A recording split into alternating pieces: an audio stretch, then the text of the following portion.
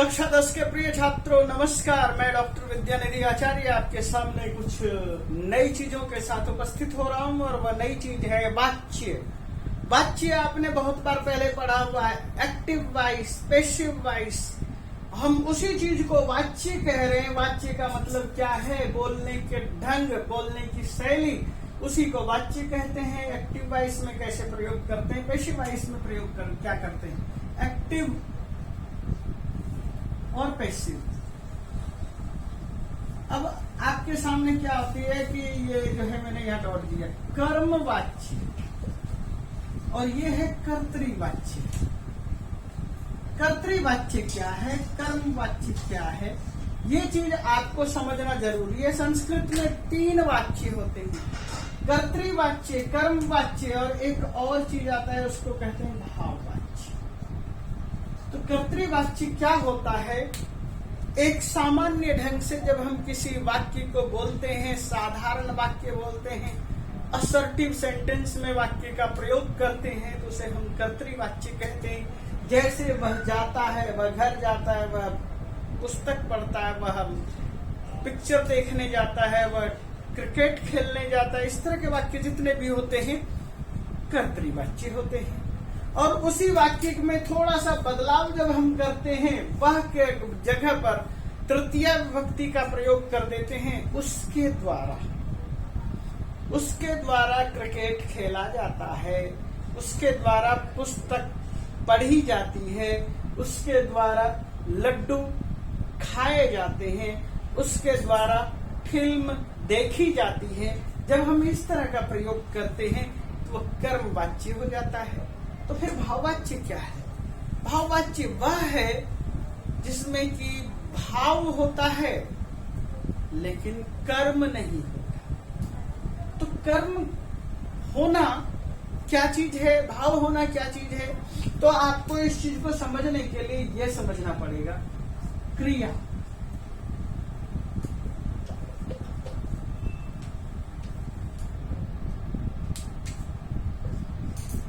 क्रिया, ये जो क्रिया है, क्रिया को आप पहले अच्छी तरह से पहचानिए। जो क्रिया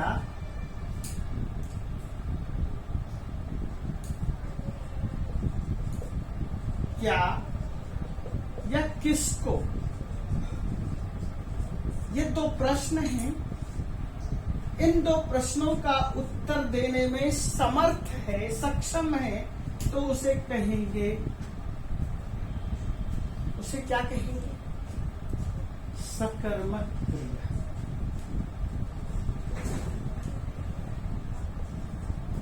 और जो क्रिया क्या या किसको का उत्तर नहीं दे सकता उसे कहेंगे अकर्मक क्रिया। अब आप देखिए, ध्यान दीजिए, वह जाता है, क्या जाता है, किसको जाता है, इसका सही उचित उत्तर नहीं मिलता। जैसे वह फल खाता है, क्या खाता है, फल खाता है, यानी फल को खाता है। वह पुस्तक पढ़ता है, वह क्या पढ़ता है, पुस्तक पढ़ता है। लेकिन जब आप कहेंगे वह दौड़ता है, क्या दौड़ता है, तो क्या दौड़ता है का उत्तर नहीं मिलता है। वह हंसता है, क्या हंसता है, क्या हंसता है, किसको हंसता है, उत्तर नहीं मिलता है, इसलिए वह अकर्मक क्रिया है।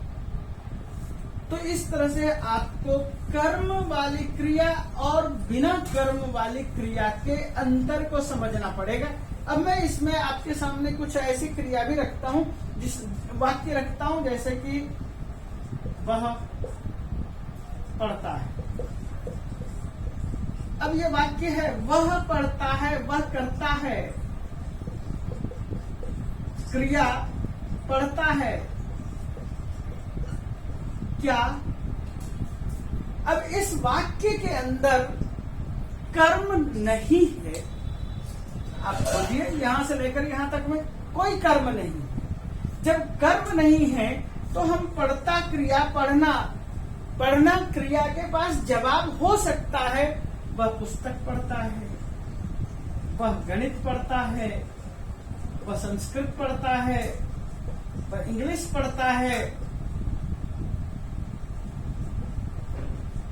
वह हिस्ट्री पढ़ता है। लेकिन ये सारे उत्तर तो हैं। इन उत्तरों के विषय में यहाँ पर तो चर्चा ही नहीं है, वह पढ़ता है बात। इसलिए जब तक केवल इतना ही वाक्य रहेगा तब तक ये भी अकर्मक क्रिया ही कहलाएगी। जब हम ये कहेंगे वह पुस्तक पढ़ता है, अब आप देखिए यहाँ पर वाक्य में लिख रहा हूं, वह पुस्तक पढ़ता है।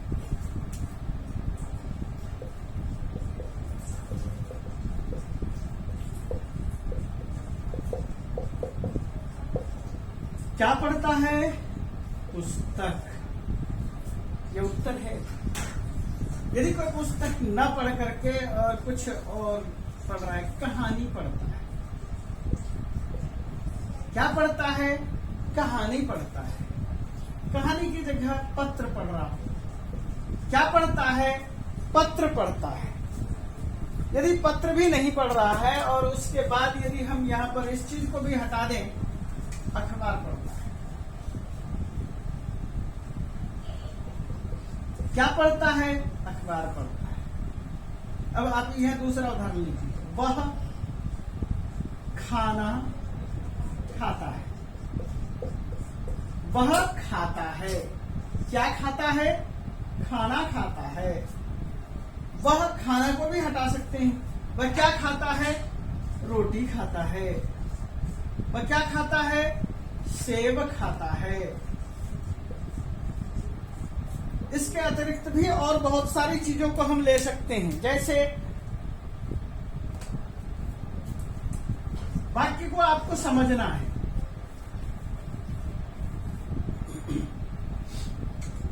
वह क्रिकेट खेलता है। वाक्य है वह क्रिकेट खेलता है। क्या खेलता है? क्रिकेट खेलता है। खेल में बदलाव हो सकता है। वह खेलता है, हॉकी खेलता है, वॉलीबॉल खेलता है,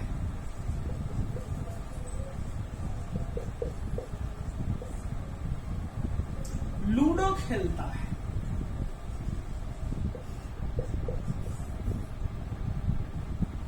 अब इसके अतिरिक्त और भी फिजिकल एक्सरसाइज बहुत सारे हो सकते हैं, वो खेलता है। तो बहुत सारी चीजें कर्म के अंदर, ये क्रिया के अंदर खींचने की ताकत है, लेकिन वाक्य के अंदर यदि वो चीजें दिखाई देती है जब तक, तब तक वह कर्म वाच्य है। यदि दिखाई नहीं देती, वह खेलता है, केवल इतना ही रखेंगे, वह भी कर्म वाच्य नहीं बन पाएगा। तो ऐसी स्थिति में क्या बनेगा? भाव वाच्य बनेगा। क्या बनेगा? भाव वाच्य। हम इस चीज को हम क्या कहते हैं? बोलने के ढंग को ही वाच्य कहते हैं। बोलने का हमारा जो ढंग है, तरीका है, उसी को हम भाववाच्य, कर्तृवाच्य, कर्मवाच्य कहते हैं।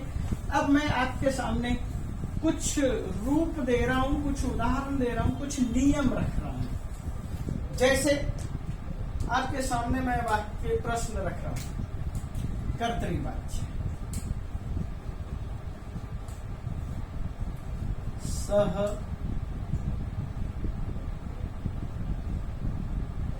रामायणम पठति। ये कर्तृवाच्य। स रामायणम पठति, व रामायण पढ़ता है। रमेशः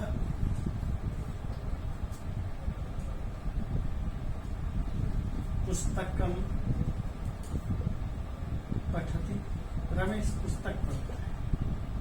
सुरेशः पत्रम लिखति, सुरेश पत्र लिखता है। मैं अहम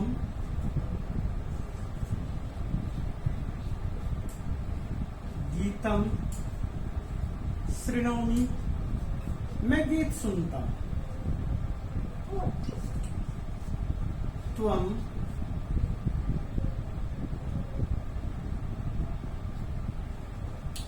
फिल्मम या चलचित्रम पश्यसि, तुम चलचित्र देखते हो। ये सेंटेंस हैं बने हुए।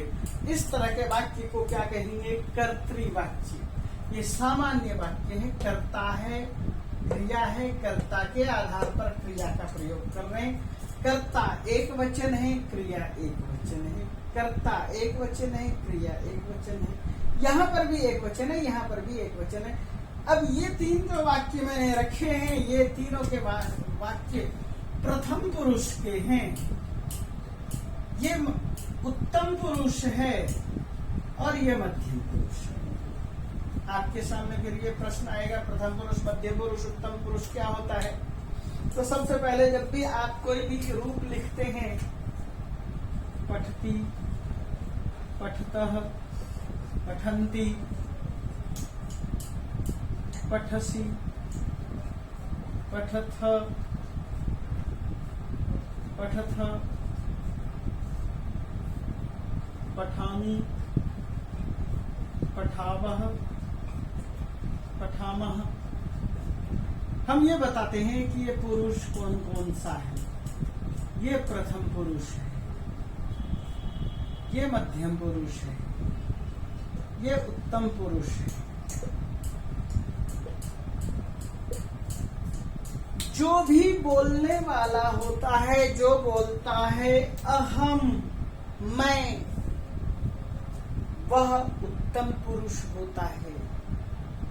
अहम, आई, आमी, जो भी ये बोलता है वह उत्तम पुरुष होता है।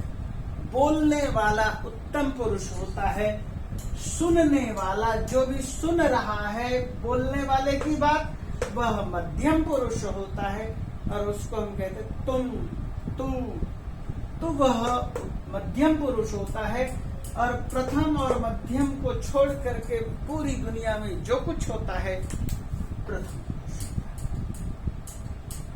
प्रथम पुरुष होता है। बच्चों, इस चीज को समझने की आवश्यकता है। प्रथम पुरुष होता है। तो हमें यह ध्यान रखना है, ये एक वचन है, ये द्विवचन है, ये बहुवचन है। तो ये प्रथम पुरुष है, मध्यम पुरुष है और उत्तम पुरुष है। आपको प्रथम पुरुष, मध्यम पुरुष, उत्तम पुरुष में कंफ्यूजन नहीं रहना चाहिए। बोलने वाला, सुनने वाला, जिसके विषय में बात की जाती है वह। हमने इस जगह पर जो कुछ भी लिखा हुआ देखा है, उस चीज को देखिए, अच्छी तरह से याद रखिए। इस तरह के सेंटेंस को हमने प्रयोग किया है। प्रथम पुरुष में हमने 3 सेंटेंस प्रयोग किया, एक मध्यम पुरुष में प्रयोग किया त्वम शब्द का, और एक उत्तम पुरुष में प्रयोग किया अहम के साथ। जैसे कर्ता जिसका है उसी के अनुसार क्रिया का प्रयोग करेंगे। इस चीज को ध्यान में रखना है। कर्ता के अनुसार क्रिया का प्रयोग करेंगे, कर्तृवाची होगा। तो हम यहाँ पर क्या नियम बना सकते हैं? एक, कर्ता के अनुसार क्रिया का प्रयोग। यदि कर्ता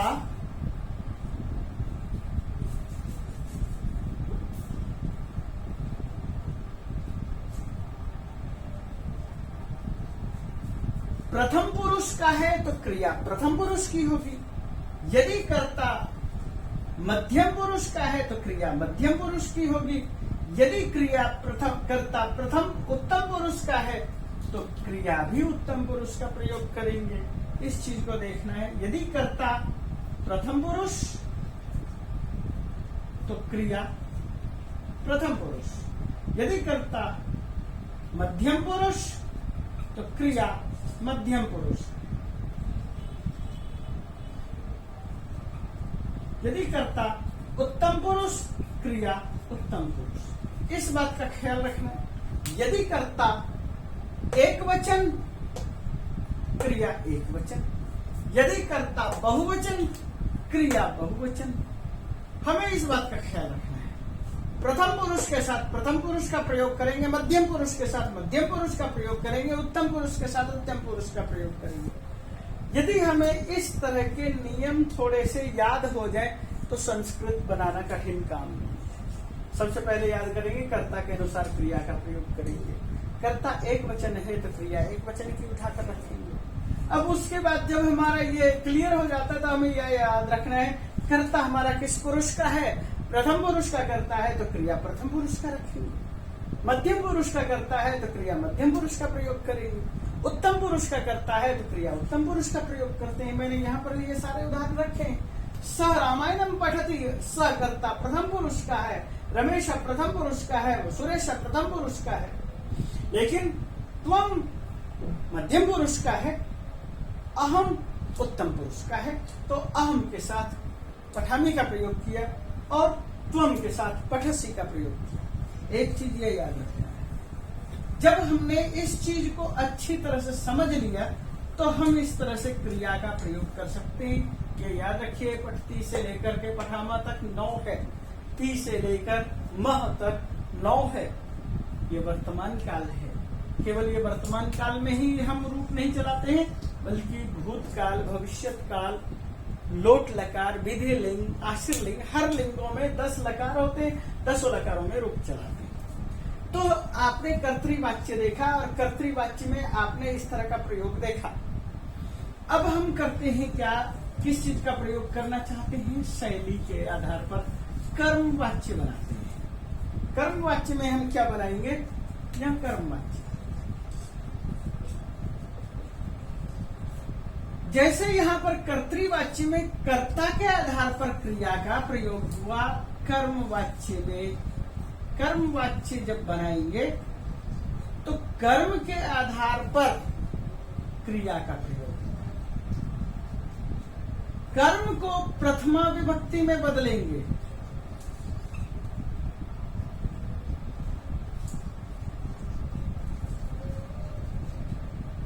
और उसके अनुसार क्रिया का प्रयोग होगा। अब तक हम यह कर्तृवाच्य में कर्ता के अनुसार क्रिया का प्रयोग कर रहे थे, अब कर्म के अनुसार का क्रिया का प्रयोग करेंगे।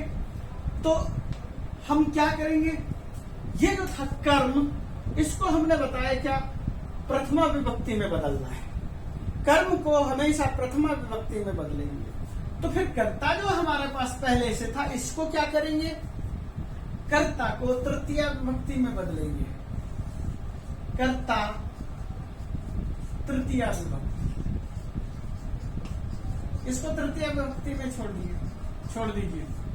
जब हम इसे तृतीया विभक्ति में छोड़ेंगे तो हमें इसके विषय में ज्यादा ध्यान नहीं देना है।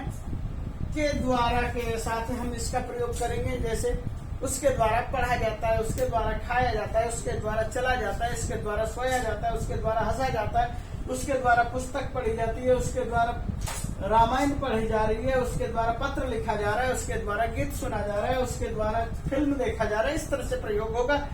पैसिव वॉइस इसी चीज को कहते हैं, इसी चीज को कर्मवाच्य कहते हैं। तो हमारे सामने एक रूल ये आया, कर्ता को तृतीया विभक्ति में बदलो।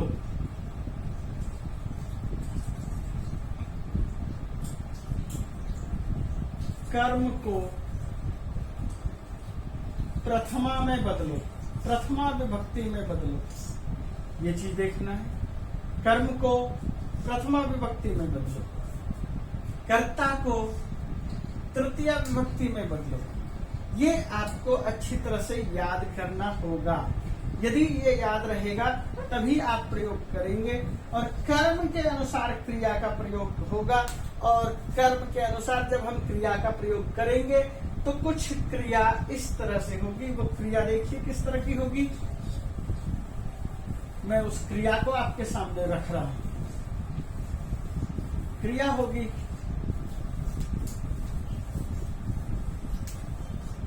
और क्रिया में भी हम अधिकतर कोशिश करेंगे एक वचन का ही प्रयोग करने की। पठ्यते, पठ्येते, पठ्यन्ते, पठ्यसे, पठ्येथे, पठ्यध्वे, पठ्ये, पठ्या, वहे पठ्यामहे। आपको इतना याद रखना है, इसका अधिकतम प्रयोग करेंगे। अब आपको ये कर्ता के आधार पर तो क्रिया का प्रयोग होना नहीं है, क्रिया का प्रयोग कर्म के आधार पर होना। यदि भू धातु भवति भवता भवंती था तो उसका क्या प्रयोग होता? भूयते, भूयेते, भूयन्ते, इस तरह से प्रयोग करते हैं। तो जो भी प्रयोग करेंगे कर्ता के आधार पर क्रिया का प्रयोग नहीं करेंगे, बल्कि कर्म के आधार पर क्रिया का प्रयोग करेंगे। तो अब यहाँ पर देखिए, सबसे पहले हमने क्या कहा था? स कर्ता है और कर्ता को हम तृतीय विभक्ति में बदलेंगे। तो तृतीय विभक्ति में होता क्या है? स। इस चीज को भी पहले जानेंगे। सह तौ ते, तम तौ तान, तेन ताभ्याम तै। ये आपके सामने प्रयोग है। स को तेन में बदलो। स एक वचन है तो तेन एक वचन में रखेंगे। यदि ये बहुवचन होता तो हम इसको बहुवचन में कर लेते, यदि द्विवचन होता तो द्विवचन में करते। अब यहाँ पर क्या हुआ? और इसके अलावा इसका हमें प्रयोग कुछ नहीं करना है। तो जैसे ये सहतौते था, तो अब मान लीजिए रमेश और सुरेश है, तो तेन के जगह यहाँ पर सुरेशेन, रमेशेन, ये प्रयोग होगा। अहम का कैसे प्रयोग करेंगे, इस चीज को भी देखते हैं। तो अहम का प्रयोग करेंगे।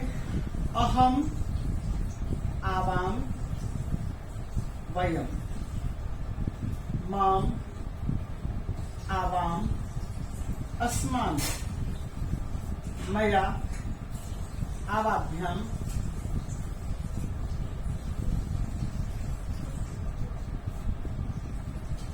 अस्माभिः, ये मैं यहां लिख दे रहा हूं, अस्माभिः।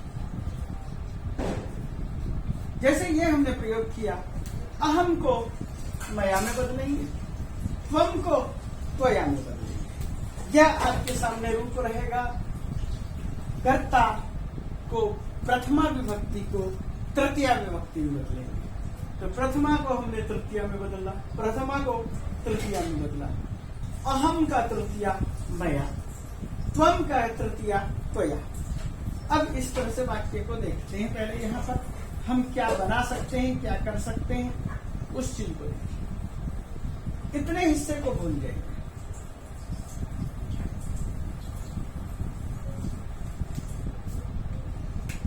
स था, स को हमने बदला तेन। रामायण शब्द है, रामायणम, रामायणे, रामायणानि, रामायणम, रामायणे, रामायणानि। नपुंसक लिंग का प्रयोग करते हैं, इसलिए नपुंसक लिंग में कर्ता का कर्म का प्रथमा और कर्म का द्वितीया। चलो रामायण, रामायण और रामायण ऐसा करिए। रामायणम पठती, तो इसको कर्म को हमने रामायण बना दिया और पठती के जगह हमने पठ्यते का प्रयोग किया। पठ्यते, तेन रामायण पठ्यते, उसके द्वारा रामायण पढ़ा जा रहा है। रामायण पुस्तक पढ़ी जा रही है। रमेश पुस्तक पढ़ता है। रमेशेन, पुस्तकम शब्द नपुंसक लेंगे, इसको इसलिए ऐसे रखेंगे। पुस्तकम पठ्यते। सुरेश पत्र लिखता है, पत्र भी नपुंसक लेंगे। सुरेशेन पत्रम लिख्यते, सुरेश के द्वारा पत्र लिखा जाता है। अहम के लिए प्रयोग करेंगे मया। गीत शब्द नपुंसक लेंगे, इसलिए गीत को ऐसे ऐसे ही रख लेते हैं, गीतम। और श्रृणोमि क्या बनेगा? श्रूयते। जैसे पठ्यते, ठीक उसी तरह से श्रूयते। यहाँ पश्यसी है, देखता था, देखता है। अब दृश्यते, त्वम है, त्वम को क्या लिखेंगे? त्वया। चल चित्रम, चित्रम नपुंसकलिंग है, चित्रम दृश्यते। तात्पर्य क्या है? आपको अधिक से अधिक प्रथम पुरुष एक वचन की क्रिया का प्रयोग करना है। पठ्यते, लिख्यते, भूयते, श्रूयते, खाद्यते, इस तरह का प्रयोग करना है। तो आपको, मुझे लगता है कि ये बात समझ में आ रही है, और नहीं आ रही है तो आप और भी ज्यादा डिटेल से आप मेरे से बता सकते हैं। मैं आपके सामने, जैसे मैंने ये आपके सामने रखा, अब मैं कुछ क्रिया आपके सामने और रख रहा हूं। अच्छा, यदि इन्हीं चीजों में ये यदि हटा दें तो ये नपुंसकलिंग हो, ये यदि हिस्सा हटा दें तो इतना हटा देने मात्र से ये स्थिति ऐसे ही बनी रहेगी, लेकिन इसी को हम भाववाच्य कहेंगे, क्योंकि यहाँ कर्म नहीं है। ये क्रिया ऐसे ही प्रयोग होगा, ये भी ऐसे प्रयोग होगा, लेकिन हम इसको भाववाच्य कहेंगे। अब मैं आपके सामने कुछ धातु रख रहा हूँ और इसका इसी तरह से पठ्यते की तरह से प्रयोग रख रहा हूँ। आप इस चीज को थोड़ा सा गंभीरता से देखिए और आपको बहुत कुछ समझ में आ जाएगा। पठ्यते, पठ्यते, श्रूयते, भू, मैं इस तरह से बहुत सारे धातुओं को आपके सामने रख रहा हूँ और धातु के साथ ही मैं आपके पास इनका प्रयोग रख रहा हूँ। ऐसा रखते हैं, पठ, पढ़ना, पठती, वर्तमान काल। और यहाँ पर क्या लिखेंगे? वर्तमान काल में पठ्यते, इस तरह से प्रयोग करेंगे। यहाँ पर वर्तमान काल में ये कर्तृवाच्य है, ये कर्मवाच्य है, दोनों ही वर्तमान काल है। वर्तमान काल कर्तृवाच्य, ये कर्मवाच्य। आगे हम दूसरी क्रिया लेते हैं, लिख, लिखना, लिखती, लिख्यते, खाद, खाना, खादती, खाद्यते, चल, चलना, चलती, चल्यते, रुद, रोना, रुदती, रुद्यते, वप, बीज बोना, वपति, उप्यते। जहां कहीं भी व होगा उसको उ बना दिया जाएगा, इसको कहेंगे संप्रसारण। ऐसे मैं एक और उदाहरण देता हूं, बस,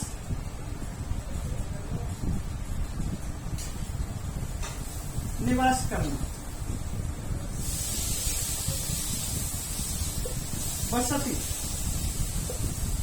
उच्यते,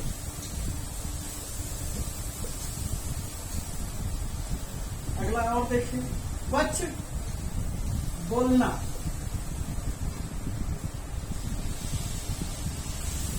वचति, उच्यते, वद, बोलना, वदति, उद्यते। इस तरह से आपके सामने रूप होंगे, और भी मैं कुछ रूप आपके सामने लिख रहा हूं, उसको भी देखिए। या फिर मैं आपके सामने कुछ प्रयोग इस तरह से दिखा रहा हूं कि आप इस तरह के शब्दावली को, इन चीजों को समझ सकेंगे और आप अधिकतम प्रयोग कर सकेंगे। कर्तृवाच्य, हम कर्तृवाच्य से कर्मवाच्य बनाना दिखा चुके हैं और भाववाच्य भी बनाना दिखा चुके हैं। अब मैं कर्तृवाच्य से सीधा भाववाच्य में ही दिखा रहा हूं।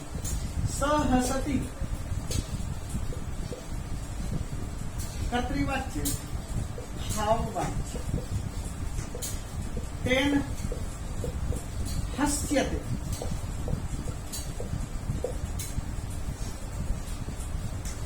स ते तिष्ठन्ति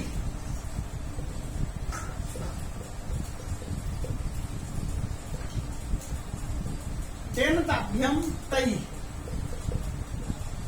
स्थीयते स्थीयते स्थीयते स्थीयन्ते, इस तरह से रूप बनेगा।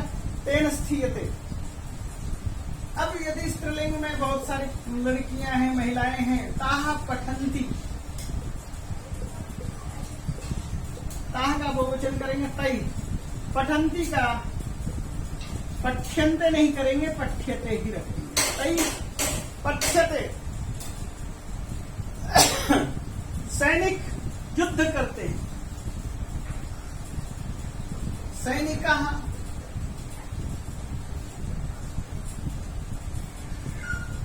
युद्ध करने के लिए युद्ध हम प्रयोग कर दे रहे हैं, तो इसलिए उसमें थोड़ा सा दिक्कत हो रहा है, तो हम ऐसे करते हैं रक्षन्ति, रक्षा करते हैं। सैनिका रक्षन्ति,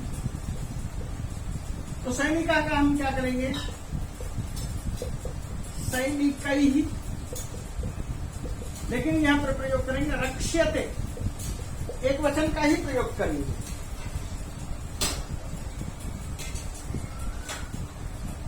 त्वं गच्छसि, त्वया गम्यते,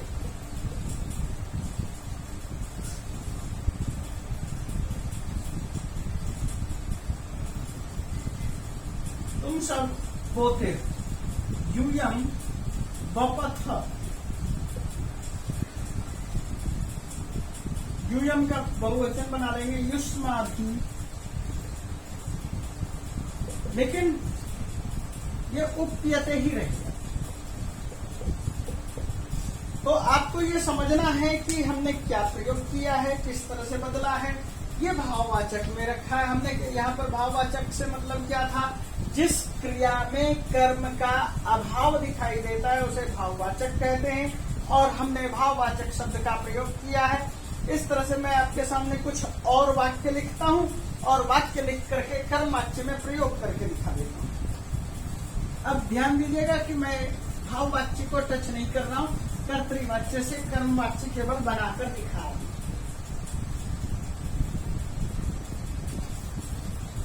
कर्तृवाच्य रखेंगे, कर्तृवाच्य से कर्मवाच्य में बदल देंगे। वाक्य में छोटे छोटे ही लिखूंगा। मैं यहाँ पर ये बीच में लाइन खींच दे रहा हूं। कर्मवाच्य, कर्तृवाच्य,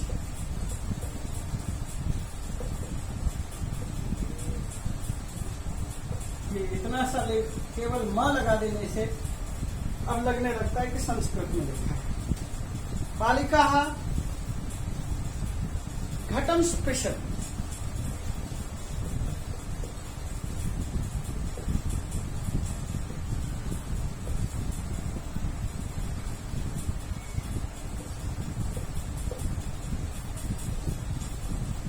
अब हम यहाँ पर क्या करेंगे, बालिकया,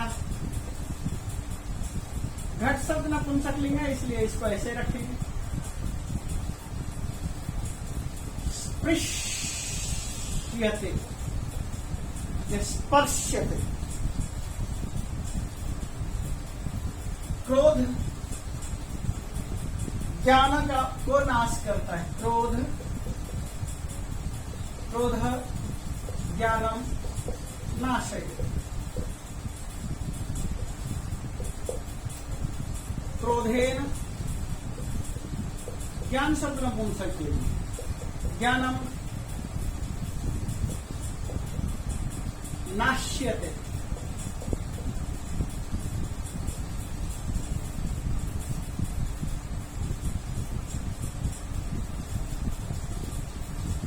मोहन गीत गाता है।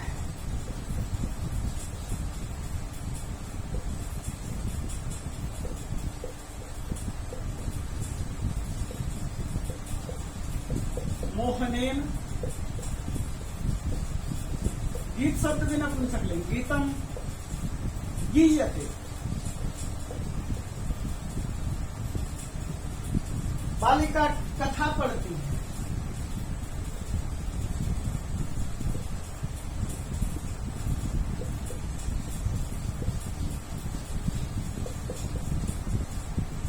बालिकया कथा पठ्यते,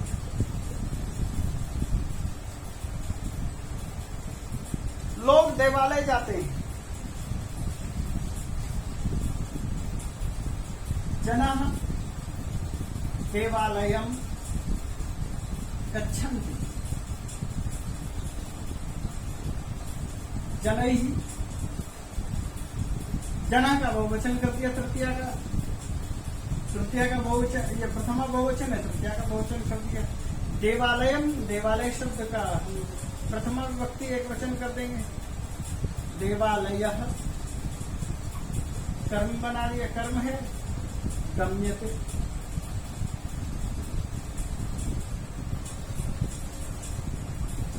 आगे है छात्राः गुरुं नमन्ति, छात्र गुरुओं को नमस्कार करते हैं, गुरुन् नमन्ति, छात्रैः गुरवः नम्यते, अच्छा गुरवः, यहाँ बहुत सारे गुरु हैं इसलिए क्या करेंगे, नम्यन्ते। पिता पुत्र को पैसे देता है, चलो यहाँ पर जो है चतुर्थी विभक्ति का प्रयोग कर रहे हैं देने के अर्थ में। सूर्य अंधकार नाश करता है, सूर्य अंधकारं नाशयति, तो सूर्य का तृतीय विभक्ति सूर्येन, अंधकार शब्द का प्रथमा एक वचन करेंगे, अंधकारः नाश्यते। मुझे लगता है कि इन सब चीजों को देखने के बाद आपको आ रहा होगा समझ में कि किस तरह से हम वाक्य बना रहे हैं, किस तरह से वाक्य का प्रयोग कर रहे हैं। तुम तो गीत सुनते, त्वं युवाम, गीतम श्रीणुतः, त्वं युवाम यूयम्। अब इसको क्या करेंगे, त्वया युवाभ्याम, युवाभ्याम, गीत शब्द नपुंसकलिंग है, गीतम श्रूयते,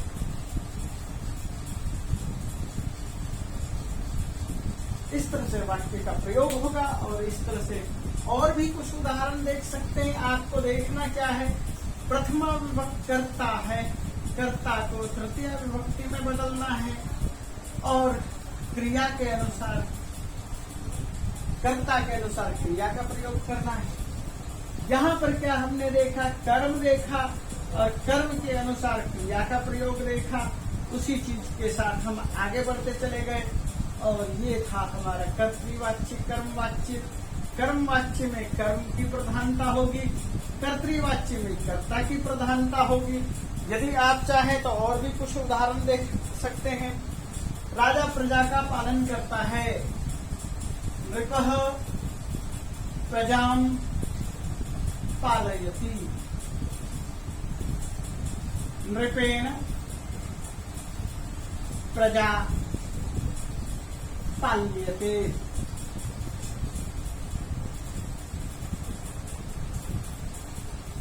और क्या कर सकते हैं, श्रमिक वेतन पाते हैं, श्रमिकः वेतनम लभते श्रमिकेण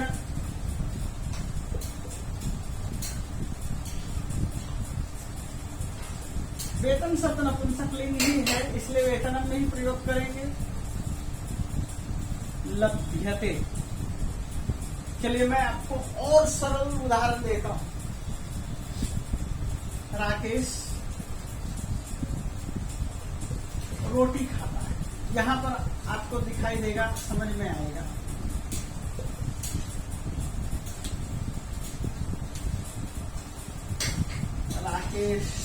राकेशः रोटिकां खादति। राकेशेन रोटिका खाद्यते। अब थोड़ा सा अंतर समझिए, यहां पर मैं द्विवचन करूंगा तो आगे क्या होगा? राकेशेन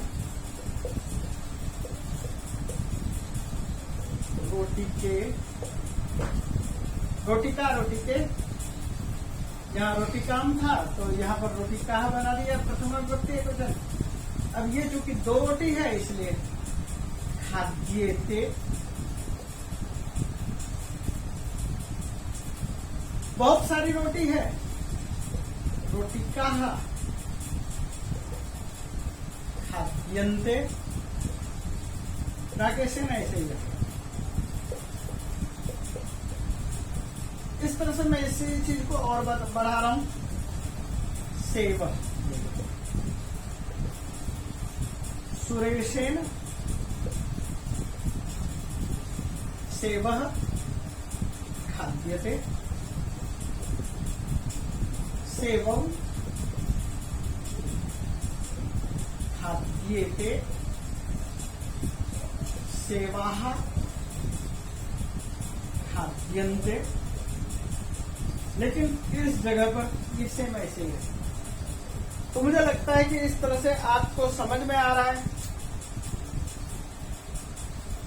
और यदि आपको इस तरह से वाक्य बनाना समझ में आ रहा है, कर्तृवाच्य कर्मवाच्य, तो मैं आपके पास ये कहूंगा कि आप कुछ सीख रहे हैं, कुछ समझ रहे हैं। और यदि थोड़ा सा भी समझने की कोशिश करेंगे तो आपको बहुत कुछ समझ में आएगा। और भी यदि कुछ क्वेरीज हैं, कुछ इच्छा है आगे जानने की, तो हम और भी आगे वीडियो के माध्यम से, क्लास के माध्यम से आपको इस चीज के विषय में ज्यादा से ज्यादा जानकारी देंगे। तो मैं इस पाठ को यहीं पर विराम देता हूं। आपको क्या करना है? पाठ को कई बार देखना है, सुनना है, सब्सक्राइब करना है, लाइक करना है, डिसलाइक करना है, जो मन में आए वो करना है, लेकिन बार बार देखना है। इसी के साथ मैं आपको कहूंगा धन्यवाद। आपने इस चीज के लिए समय निकाला, देखा और संस्कृत को पढ़ा, वाच्य को पढ़ा, वाच्य को समझने की कोशिश की। मैंने वाच्य को बताने की कोशिश की। 3 वाच्य होते हैं, कर्तृवाच्य, कर्मवाच्य, भाववाच्य। वाच्य को हम शैली के तौर पर जानेंगे इंग्लिश के माध्यम से, जैसे, लेकिन हमारे यहाँ पर शैली कुछ और होती है। संस्कृत में शैली हम रीति के तौर पर प्रयोग करते हैं। हमारे यहाँ रीतियां अलग तरह की होती है, वैदर्भी, गौड़िया, पांचाली। दक्षिण भारत में जो लोग लिखा करते थे, महाराष्ट्र में जो लिखा करते थे, वो वैदर्भी शैली में लिखा करते थे। पश्चिम बंगाल और बंगाल साइड में, कलकत्ता साइड में जो लोग लिखा करते थे, वो गौड़िया स्टाइल में लिखा करते थे। उत्तर प्रदेश के, पश्चिमी उत्तर प्रदेश और आसपास के एरिया में जो लोग भी संस्कृत को लिखा करते थे, वो पांचाली शैली में लिखा करते थे। पहले हमारे पास लिखने की शैली थी वैदर्भी, गौड़िया, पांचाली। तो शैली हमारी वो चीज है, रीति। लेकिन जब हम आपके सामने एक्टिव वॉइस और पैसिव वॉइस बता रहे हैं, तो इसी चीज को शैली बता रहे हैं, लेकिन शैली रीति नहीं है। इसी के साथ धन्यवाद। Thank you.